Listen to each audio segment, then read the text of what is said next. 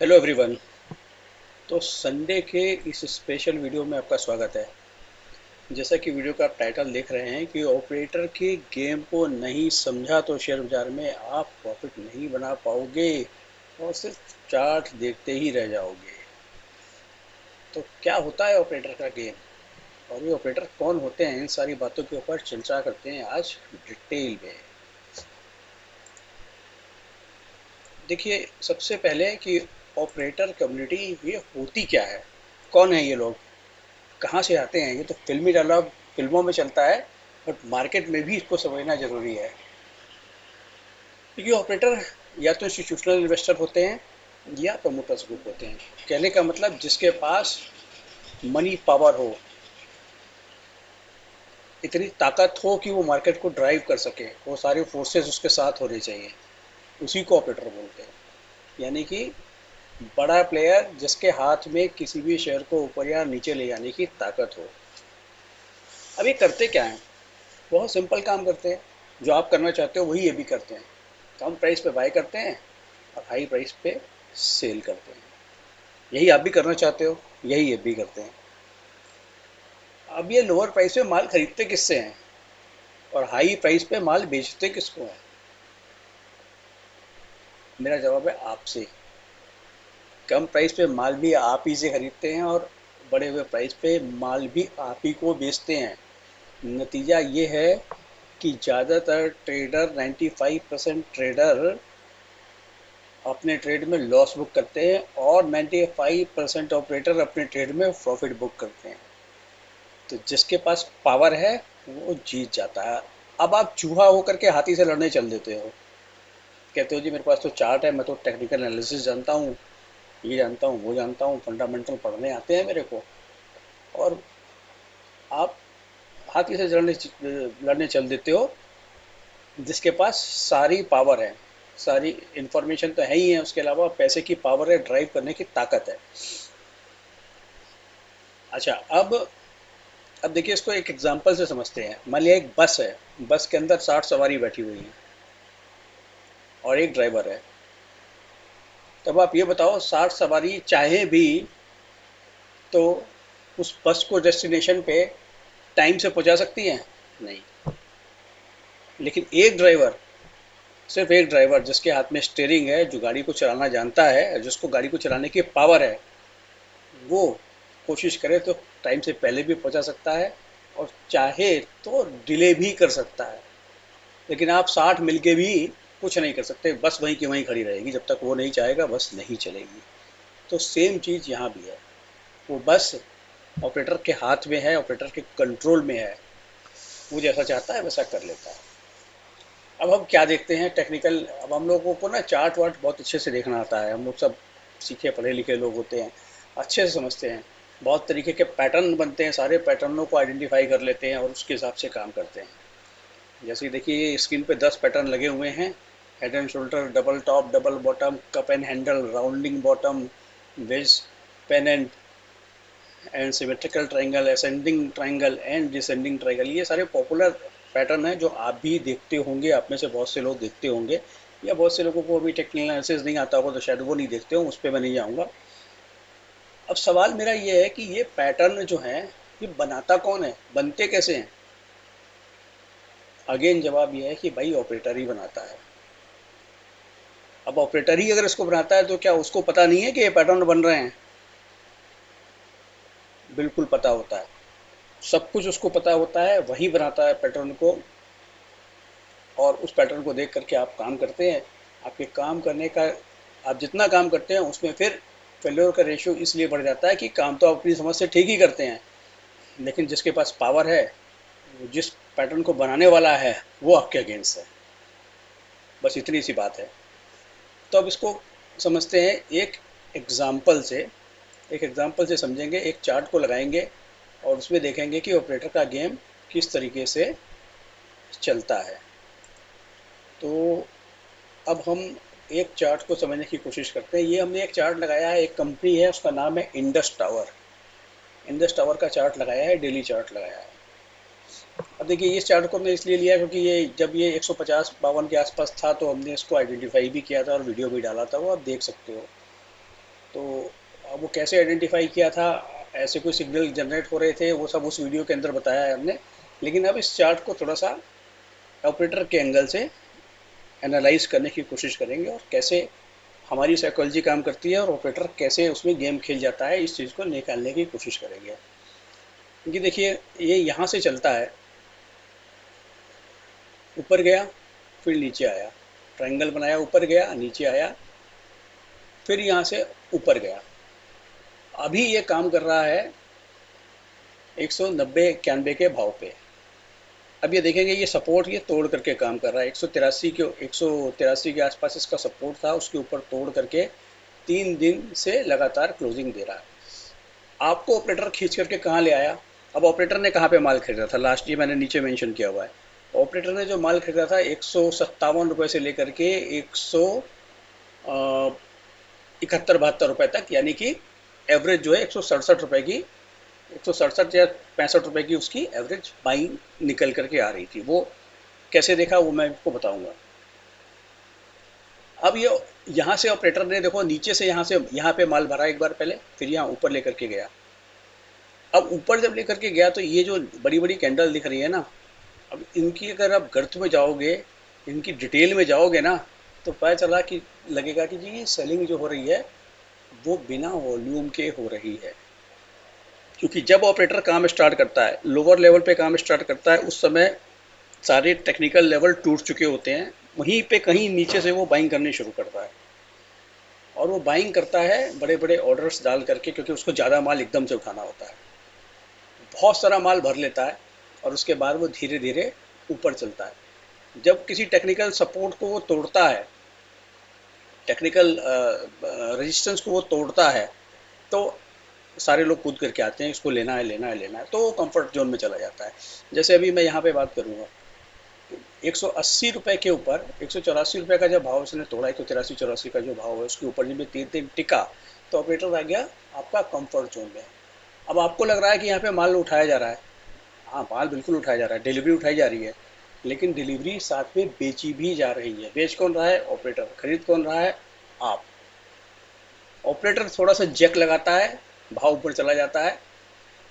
Technical chart के हिसाब से भाव कंफर्ट जोन में है, आप बाय करने आते हो, आपको माल दे देता है। Very simple. बहुत आराम से उसका माल बिक रहा है यहाँ पे। अब इसका मतलब ये नहीं है कि उसका हो गया काम, प्रॉफिट बुक उसको करना ही है यहाँ पे। बिल्कुल ऐसा नहीं है, क्योंकि उसने अभी जब 160-65 के भाव पे अगर माल उसने खरीदा है, तो इतनी जल्दी थोड़ी ना 180 पे बुक करेगा। लेकिन यहाँ पे आपको एक लिबर्टी दे रहा है कि भाई आप भी आ जाओ। जब यहाँ पहुँचेगा भाव, यहाँ पे पहुँचेगा, जो कि एक टेक्निकल रेजिस्टेंस 195-96 का रेजिस्टेंस है, तो वहाँ पहले तो आप ही पहुँचा दोगे, क्योंकि आपको पता है रेजिस्टेंस है, तो अभी 195-96 से नीचे है, तो आप वहाँ तक पहले आप ही लोग खरीदोगे, मतलब रिटेल वाले सारे खरीदने को आएंगे। तो जो कमी पेशी रह जाएगी उतना वो जैक लगा देगा और वहाँ तक पहुँचा देगा। जब वहाँ पे पहुँचेगा, तो फिर आप भी बेचने को आओगे कि यार रेजिस्टेंस है, चलो बेचो, प्रॉफिट बुक करो, प्रॉफिट बुक करो। उसकी इच्छा होगी, उसकी इच्छा होगी ही होगी, क्योंकि आपकी इच्छा के साथ उसकी इच्छा है कि आप उसको कंफर्ट दे रहे हो, तो वो थोड़ा सा माल और छोड़ देगा। जब थोड़ा सा माल और छोड़ देगा तो प्राइस एकदम नीचे आने लगेगा। अब जब प्राइस नीचे आएगा, तो ये सारे जो ईएमए की लाइन है, 200 जो भी है ये आपकी, 5 दिन की, 9 दिन की, 20 दिन की, 100 दिन की, 50 दिन की, जो भी लाइन है, वहाँ वहाँ सपोर्ट उसको पता है कि टेक्निकल सपोर्ट है, वहाँ वहाँ पे बाइंग आएगी। वहाँ पे वो आपकी स्ट्रेंथ को चेक करेगा, माल छोड़ के देखेगा कि कितना आप माल खरीद सकते हो। आपकी अगर स्ट्रेंथ होगी, लगेगा कि लोग खरीद सकते हैं, तो वो भी खरीद लेगा, भाव को ऊपर ले जाएगा। अब इस तरीके से, और लगेगा कि स्ट्रेंथ थोड़ी वीक पड़ रही है ना, तो माल छोड़ देगा, बिल्कुल यहाँ पे ले आएगा 160-65 के आसपास, जैसे पहले भी ला चुका है। 160-65 के आसपास जैसे ही भाव आएगा, और भी तोड़ सकता है, इसके भी नीचे ला सकता है। देखेगा कि आप लोग कंफर्टेबल कहाँ हो माल छोड़ने में।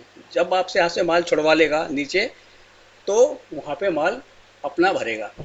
अब आप देखो, मैं दिखाता हूँ आपको। अब इसके अंदर आप देखो, यहाँ से जब ये चला यहाँ पे, तो ये तो आपको नहीं पता था यहाँ पे कि यहाँ तो हालांकि ये वाली लाइन आ रही थी, कौन सी आ रही थी, 100 दिन पर, 50 दिन की, 100 दिन का, 100 दिन का एक्सपोनेंशियल मूविंग एवरेज यहाँ पे आ रहा था। लेकिन जब ये सारे दोनों लाइनें तोड़ दी थी, तो क्या गारंटी है ये भी तोड़ देगा। लेकिन यहाँ पे उसको थोड़ा सा प्राइस कंफर्ट दिखा, और उसने यहाँ से माल उठा लिया। चलो उसको भी छोड़ो, जब यहाँ आया, तो यहाँ पे तो कोई सपोर्ट नहीं था, यहाँ पे तो कोई सपोर्ट नहीं था। अभी तो सारी लाइनें इसने 20 दिन की, 50 दिन की, 100 दिन की, 200 दिन की सारी तोड़ दी थी। फिर यहाँ से कैसे माल उठाया? पैनिक कराया। जब पैनिक हुआ, अब आपको यहाँ पे देखना है कि ये जो सेलिंग हुई, ये ऑपरेटर की सेलिंग हुई, ये जो ऑपरेटर की सेलिंग हुई, इसमें डिलीवरी बेस्ड वॉल्यूम था भी कि एवं ही गिर रहे थे? अगर एवं ही गिर रहे थे तो आपको ज़्यादा डरने की ज़रूरत नहीं है। डिलीवरी बेस्ड अगर सेलिंग होगी तो ही डरने की ज़रूरत है। तो अब दोबारा यहाँ पे आते हैं। यहाँ पे क्या है कि अभी वो कंफर्ट पे है। आपको माल, आप खुद माल को धक्का, मतलब कि उसने तो गाड़ी को ले आकर के ऐसी जगह छोड़ दिया कि गाड़ी बिना एक्सीलेटर के ही चल रही है, आप ही धक्का लगाए जा रहे हो। जब आप लगा रहे हो तो उसको दिक्कत क्या है? ले जाएगा ऊपर। यहाँ पे लाने के बाद में अगर उसकी इच्छा होगी तो यहाँ पे ब्रेकआउट भी दे देगा।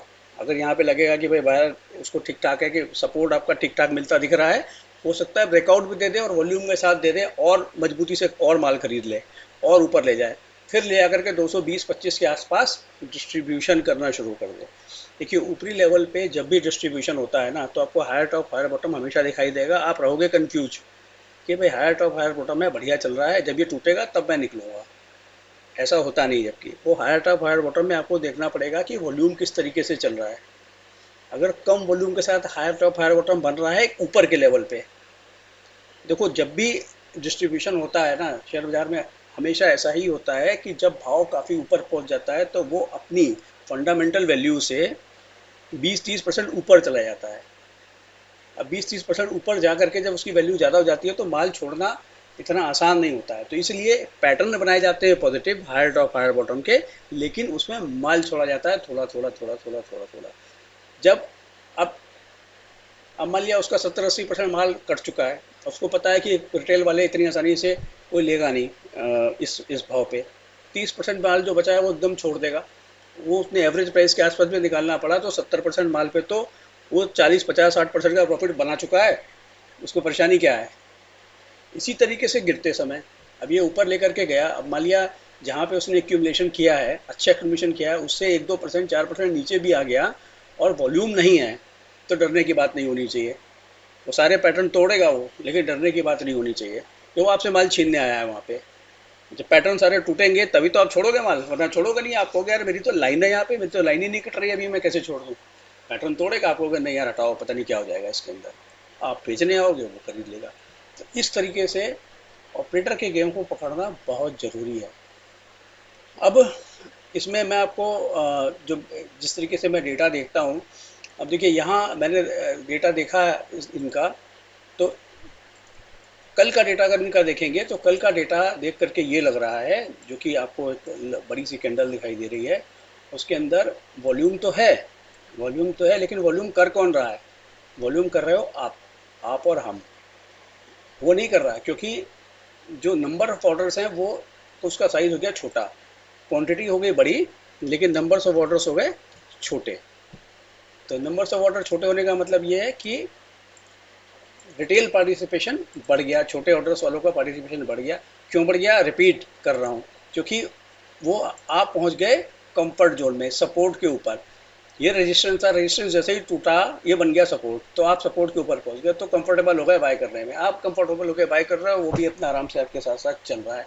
जब रेजिस्टेंस पे पहुंचेगा तो उस समय वो डिसाइड करेगा कि भाई, क्योंकि जब आप बेचने आओगे तो आपके साथ साथ वो भी थोड़ा सेलर बन जाएगा, ले आएगा नीचे प्राइस को आराम से, नीचे आकर के ऐसी जगह ले आकर के छोड़ेगा आपको जहाँ पे आप एग्जिट मारने के लिए तैयार होगे। तो उम्मीद करता हूँ कि ये इस चर्चा में आपको एक कंसेप्ट समझ में आया होगा कि ऑपरेटर किस तरीके से काम करता है और ऑपरेटर क्या होता है।